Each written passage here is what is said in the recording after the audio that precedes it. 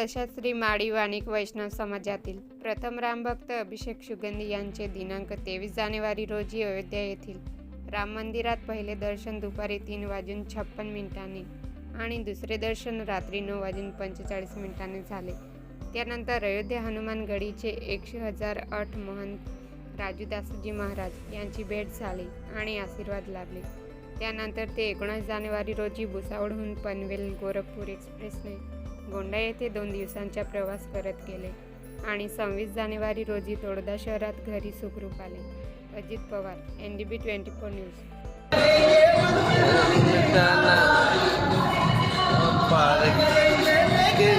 जमाना